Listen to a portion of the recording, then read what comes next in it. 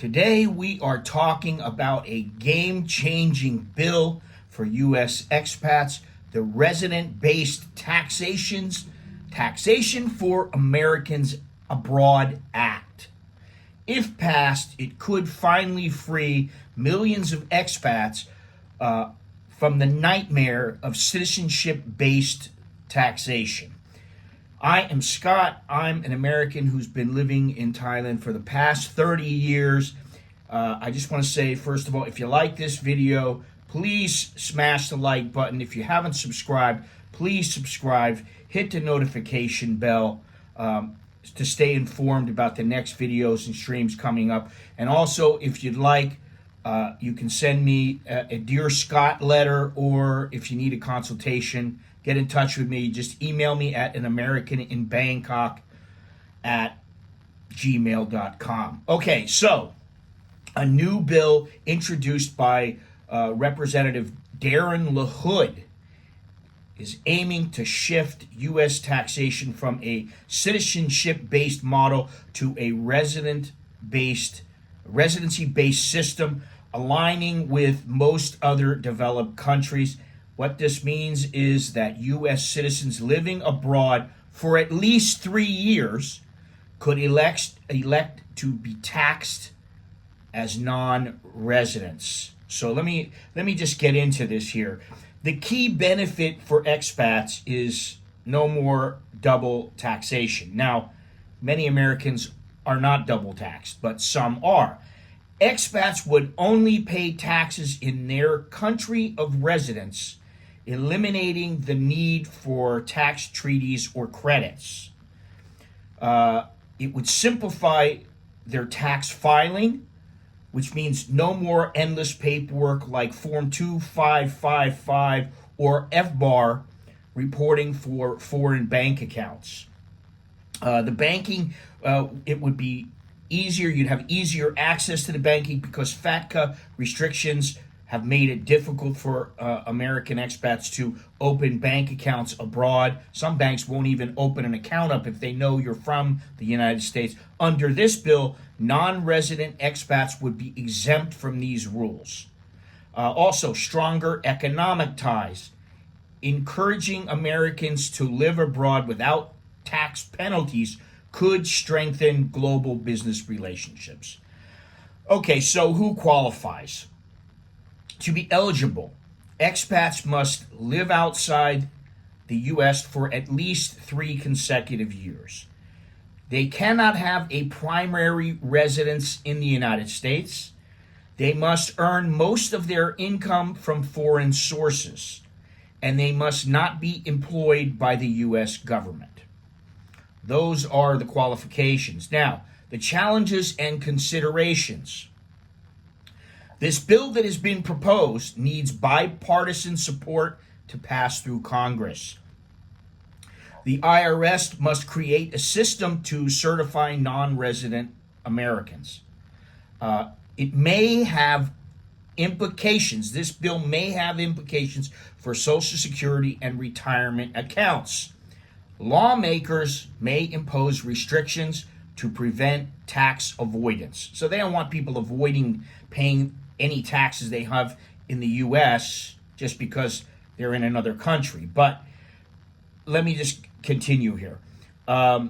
So the first thing is, what should expats do right now? Just stay updated on this bill's progress, because it may take some time to get passed or to be denied. So stay updated. Consult a tax professional to see if if you're curious about if this will apply to you or not. Consult a tax professional to see how it impacts you. And also plan ahead in case the bill passes and tax obligations change. Also, if you need to, engage with lawmakers to push this long overdue reform. I was very surprised by this, but anyway. Now, the bill doesn't directly impact Social Security benefits, but there are a few things that should be considered. Number one, taxation on Social Security benefits. Right now, Social Security benefits are taxable by the U.S. if you exceed income thresholds. the bill doesn't clarify whether non-resident Americans would still owe U.S. taxes on Social Security income.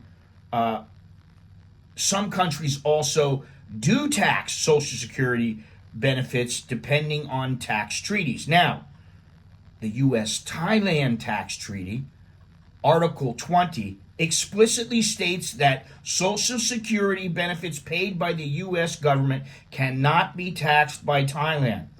This means that if you're receiving Social Security while living in Thailand, it is not subject to Thai income tax. Also, number 2, Medicare ineligibility abroad. If you're outside the U.S., you cannot use Medicare. Since this bill strengthens the idea of expats as non-residents, it may reinforce restrictions on Medicare eligibility for those living abroad permanently. I don't know why you would want Medicare if you know you're going to live permanently in the country. Number 3, retirement account distributions. The bill confirms that U.S. tax would still apply to withdrawals from U.S.-based retirement accounts like 401ks and IRAs. Expats will still need to plan for potential tax liabilities on these distributions. Number 4, potential future changes. If this bill passes, Congress or the IRS may later introduce amendments that affect retirement benefits, such as stricter requirements or new withholding rules. You got to remember that. So, the bottom line. The bill is great for earned income abroad, but expats will still need to factor in how U.S. taxation applies to their retirement income. Also, on the U.S. side, Social Security benefits can be taxed if your total income, including other sources, exceeds certain thresholds, like I said. However, for most expats who don't have substantial U.S. sourced income, their Social Security remains untaxed. That's good news for now. So, if you're living in Thailand and only collecting Social Security, you likely will not owe taxes in the U.S. or Thailand. The Residence-Based Taxation for Americans Abroad Act could finally bring financial relief to millions of expats, and while it's not a done deal yet, definitely not, it's a step in the right direction. So stay tuned for further updates, and I'll try to let you know as this unfolds. Remember to smash the like button, subscribe, hit the notification bell. If you'd like to support the channel, you can by joining the VIP section for as little as $1.99. But that is all I have for now. Until next time, I am Scott. I'm an American in Bangkok. Chok di leo jerkan mai, which means good luck and see you again. Take care.